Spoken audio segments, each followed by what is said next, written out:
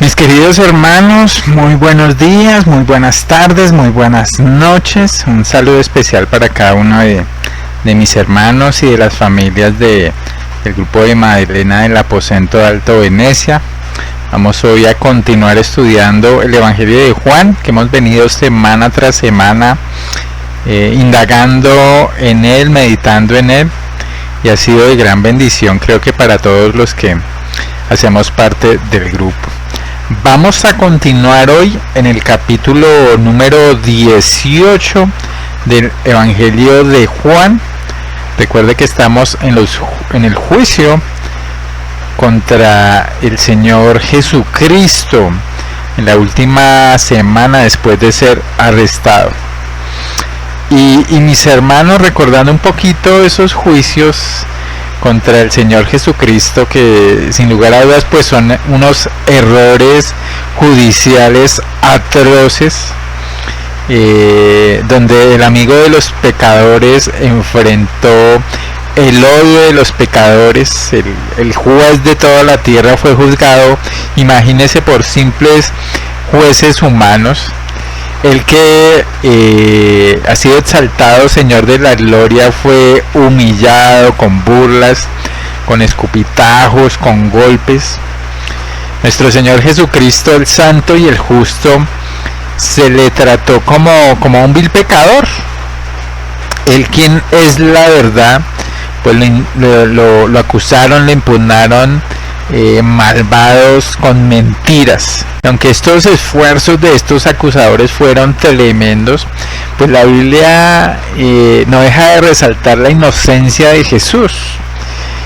Él había preguntado, recordemos por allá en Juan 8:46, ¿quién de vosotros me reargulle de pecado? Pues si digo la verdad, ¿por qué vosotros no me creéis? Y es una pregunta que va a resurgir en estos versículos que hemos visto en Juan 18, que vamos a ver en Juan 19. El mismo Isaías nos recuerda que, hablando del Señor Jesús, nos dice que se dispuso con los impíos su sepultura, mas con los ricos fue en su muerte, aunque nunca hizo maldad, ni hubo engaño en su boca. Profetizado 700 años antes del nacimiento de Jesús en Belén.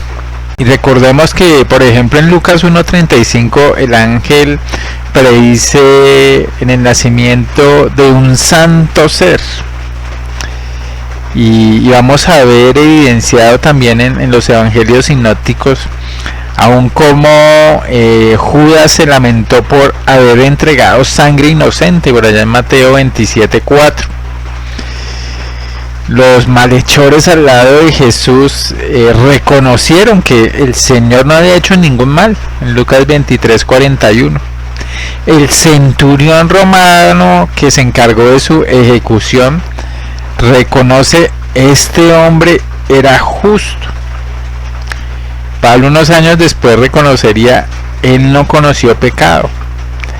El autor de Hebreos, afirmó que el Señor Jesucristo fue tentado en todo según nuestra semejanza, pero sin pecado, en Hebreos 4:15. Y además mismo en Hebreos 7:26, que él era santo, inocente, sin mancha, apartado de los pecadores. El apóstol Pedro escribió en primera carta de Pedro 2:22 que él no hizo pecado ni se halló engaño en su boca. Entonces la escritura nos resalta quién es el Señor Jesucristo. Y hoy vamos a ver los versículos que nos corresponden, que vamos a tomar desde el versículo 33 hasta el versículo 38, a Jesús, pues de nuevo revelado como Rey. Vamos a leer Juan 18, 33 al 38. Entonces Pilato volvió a entrar en el pretorio y llamó a Jesús y le dijo: ¿eres tú el rey de los judíos? Jesús le respondió: ¿dices tú esto por ti mismo o te lo han dicho otros de mí?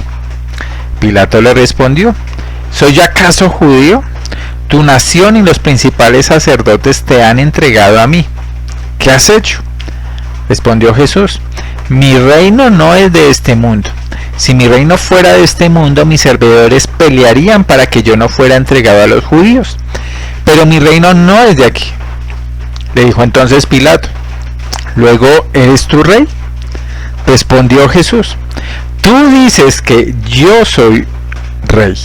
Yo para esto he nacido y para esto he venido al mundo, para dar testimonio a la verdad. Todo aquel que es de la verdad oye mi voz. Le dijo Pilato, ¿qué es la verdad? Y cuando hubo dicho esto, salió otra vez a los judíos y les dijo, yo no hallo en él ningún delito.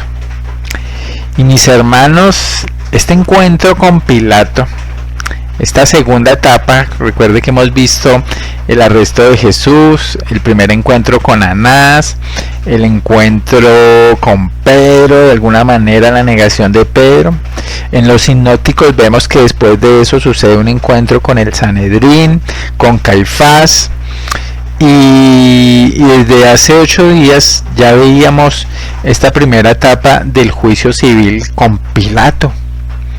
Pilato, que era un gobernador romano de la época, que habló con Jesús, y hoy estamos viendo gran parte de esa conversación que se enfoca en una descripción de Jesús como el rey, y lo vamos a ver en 3 partes. La primera es la pregunta al gran rey, la segunda es la respuesta del gran rey, y el tercer punto que vamos a ver es el veredicto sobre el gran rey. Entonces lo primero que vamos a ver es esa pregunta para el gran rey. La pregunta sin duda que Pilato va a hacer es, ¿eres tú el rey de los judíos? Vemos aquí en el versículo número 33 que Pilato volvió a entrar en el pretorio y llamó a Jesús. Recuerde que él había salido para conversar con los líderes judíos que acusaban a Jesús. Y le pregunta a Jesús, ¿eres tú el rey de los judíos?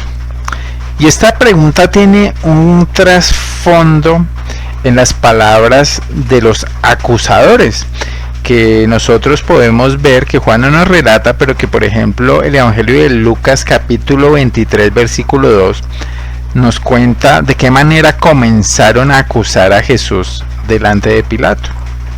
Dice, comenzaron a acusarle diciendo, a este hemos hallado que pervierte a la nación y que prohíbe dar tributo a César, diciendo que él mismo es el Cristo, un rey.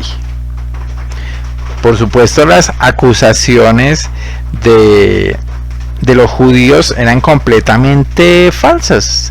Recordemos que el Señor había dicho completamente lo opuesto. Dad pues al César lo que es del César y denle a Dios lo que es de Dios. Ellos querían mostrar delante de Pilato a Jesús como un delincuente, un insurrecto, un rebelde que se había empeñado en derrocar al pueblo romano y establecer su propio reino. Entonces Pilato quedaría pensando que tenía que tomar cartas en el asunto, que no podía pasar por alto semejante amenaza al poder romano. Y efectivamente le pregunta a Jesús, ¿eres tú el rey de los judíos? Buscando pues determinar si Jesús realmente constituía una amenaza política para el poder imperial de Roma. Pero pensemos un poquito en cómo Pilato estaba viendo a Jesús. Si él realmente era un rey, ¿dónde estaban sus seguidores? Si él realmente era un rey, ¿dónde estaba su ejército? ¿Realmente él constituía una amenaza para Roma, como lo argumentaban los líderes judíos? Y la respuesta de Jesús, o la contrapregunta mejor de Jesús, no podía ser simplemente un sí o un no, sino que se necesitaba algo más de parte de Pilato. Por eso en el versículo 34 dice: ¿dices tú esto por ti mismo o te lo han dicho otros de mí? Es la contrapregunta de Jesús. Si Pilato lo decía por sí mismo, que es la lógica de Jesús, estaba preguntando si Jesús era una amenaza a un rey en un sentido político que iba a derrocar al emperador y a sus súbditos. Pero la respuesta de Jesús en ese caso, claro, sería no. Él no era un rey en el sentido militar y político que amenazara a Roma, no lo era. Es más, recordemos aquí mismo en Juan 6:15 que el Señor había rechazado el intento de la multitud después de haber multiplicado los panes y los peces, de hacerlo un tipo de rey sobre los judíos, pensando en él como el Mesías. Pero el Señor tampoco podía negar que como Mesías era el verdadero rey de Israel, era el rey esperado, era el Mesías profetizado en todo el Antiguo Testamento. Eso no lo podía negar. Entonces dependía de la respuesta de Pilato. Pilato le responde con otra pregunta: ¿acaso soy judío?, replicó Pilato en el versículo número 35. Tu nación y los principales sacerdotes te han entregado a mí. La acusación no era de Roma, era de los judíos. Pilato no entendía exactamente por qué habían actuado así. Sabía bien que los judíos no le iban a llevar a alguien acusado de ser hostil a Roma, a menos que ellos tuvieran una ganancia para hacerlo. Y por eso Pilato intenta averiguar, bueno, ¿usted qué ha hecho? ¿Qué has hecho?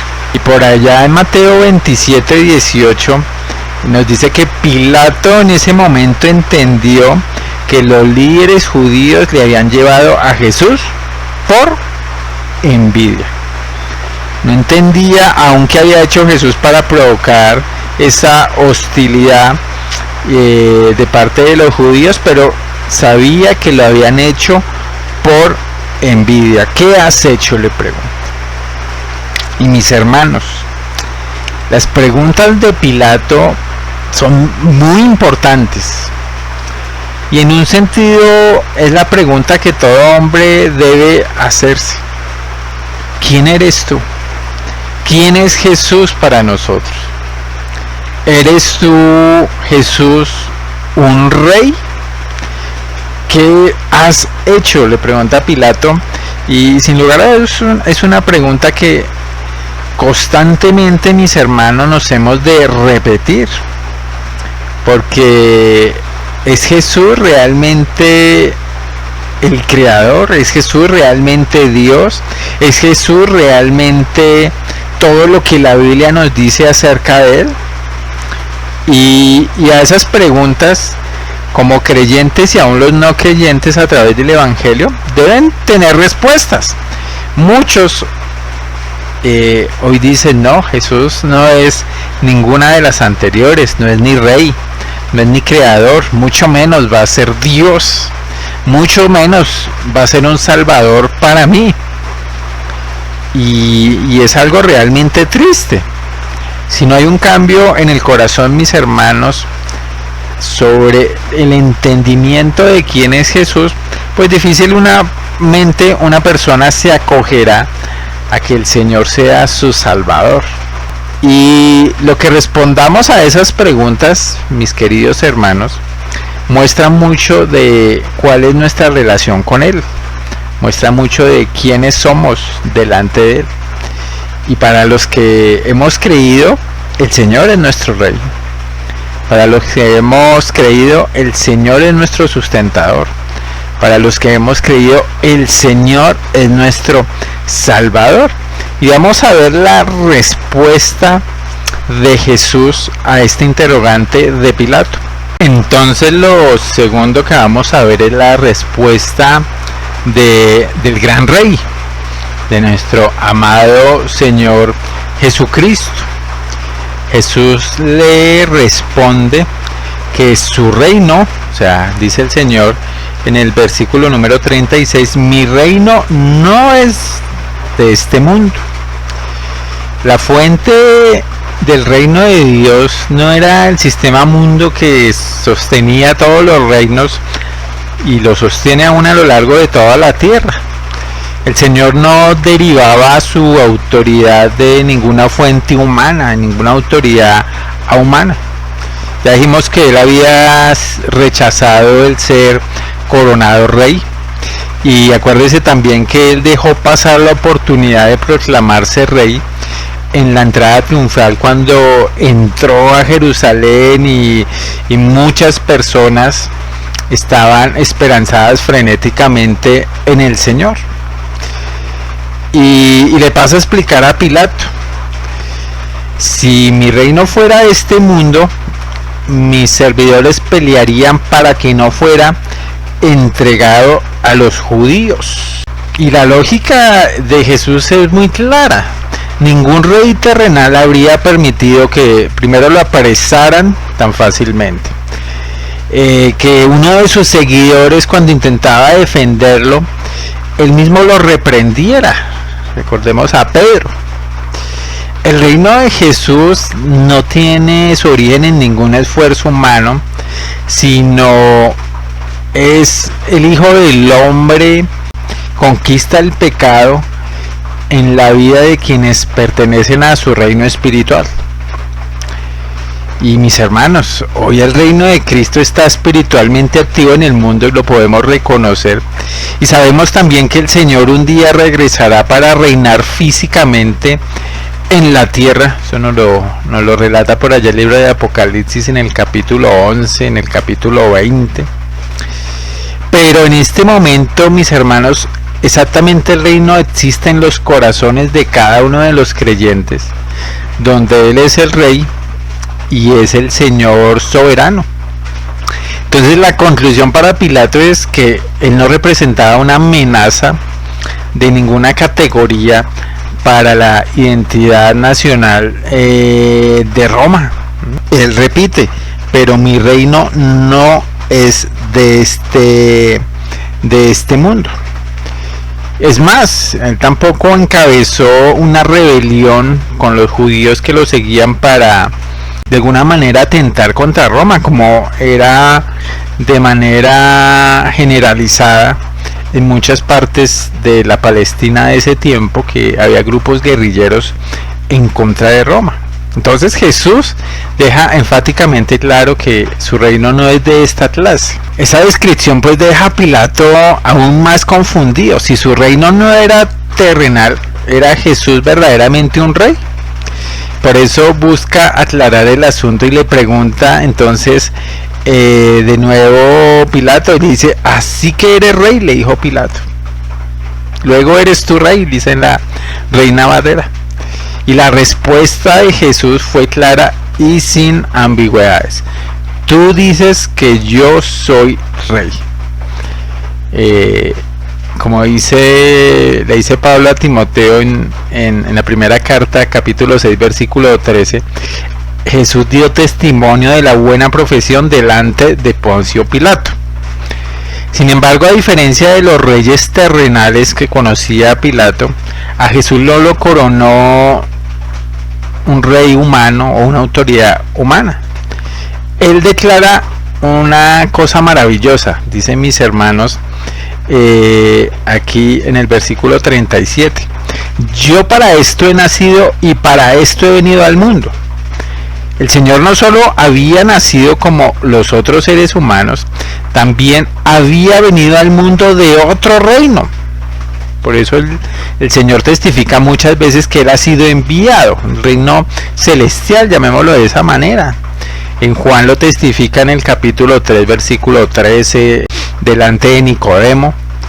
En el capítulo 6, versículo 33, en el capítulo 8, en el capítulo 17. Y todas estas constituyen un señalamiento de Jesús como preexistente, que ya lo hemos estudiado, y como Dios encarnado, la encarnación del Hijo de Dios. Entonces, Jesús deja claro que su misión no era política sino espiritual. ¿Cuál es la misión de Jesús? El Señor lo dice: y para esto he venido al mundo, para dar testimonio de la verdad. ¿De qué manera Jesús daba testimonio de la verdad? Predicando el evangelio del reino. Mateo 4:23, el reino de Dios se ha acercado, arrepentidos y creed en el evangelio. Entonces el Señor, a través de su enseñanza, que nos ha dicho en Juan, en todos los evangelios y en todo el Nuevo Testamento y toda la Biblia: ¿quién es Dios? ¿Quiénes somos los hombres? ¿Qué es el pecado? ¿Qué es el juicio? ¿Qué es la santidad? ¿Qué es el amor? ¿Qué es la vida eterna? Pedro lo resume en su segunda carta, capítulo 1, versículo 3. Él nos ha dicho todas las cosas que pertenecen a la vida y a la piedad. Todas las cosas. A través de su palabra. Las tenemos hoy. Y el destino eterno, mis hermanos, de las personas está determinado por lo que hagan esas personas con el mensaje de que el Señor está proclamando, con el mensaje de la verdad. Y el Señor continúa diciendo: todo aquel que es de la verdad, que hace, oye. Y esa palabra incluye el concepto de oír y hacer. Obediencia. Oye mi voz y la hace. Lo hemos estudiado ya, como Jesús es el camino, la verdad y la vida, y nadie viene al Padre sino por él. Y en Juan 10:27 el Señor añade: mis ovejas oyen mi voz, yo las conozco y ellas me siguen. Está hablando de esa misma manera de oír, de conocer a través de la audición, y que ese conocimiento produce práctica, produce una reacción, en este caso seguir al Señor. Solo, mis hermanos, los que continúan y continuamos en la palabra, pues dice la Escritura, son en verdad los discípulos. Solo quienes son verdaderos discípulos conocerán la verdad y serán libres por esa verdad.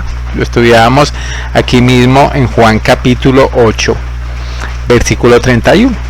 Estas palabras de Jesús, mis hermanos, son una invitación implícita, no solamente para Pilato, para que él oiga y obedezca la verdad sobre Jesús, sino pues para cada uno de nosotros. Claro, para cada uno de nosotros, aunque ya conocemos al Señor, que hemos recibido el regalo del Evangelio, el regalo de la gracia de Dios, pero que todos los días, que necesitamos afianzar esa verdad, oír la voz del Señor, tener un conocimiento íntimo con Él, y finalmente hacer lo que Él le agrada, que va a ser lo mejor para nosotros. Y la respuesta lamentable de Pilato en el versículo 38: ¿y qué es la verdad?, pregunta Pilato. Y aquí vemos una característica de Pilato, y es el escepticismo. Y el hombre, mis hermanos, de todas las épocas, claro, inclusive hoy, es un hombre escéptico, así como Pilato. Y esa es la tragedia de rechazar a Dios por parte del hombre caído a través del escepticismo. Mis hermanos, sin Dios no puede haber absolutos.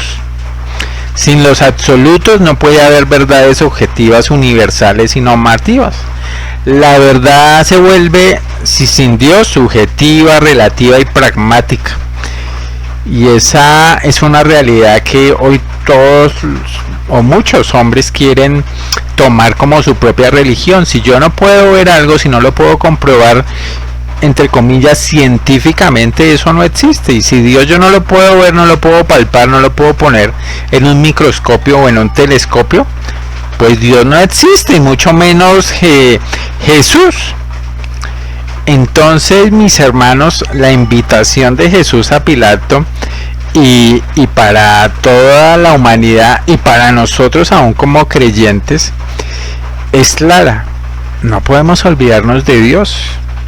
Él es la fuente de agua vida, y a través de Jesucristo es que le conocemos, que estamos con Él.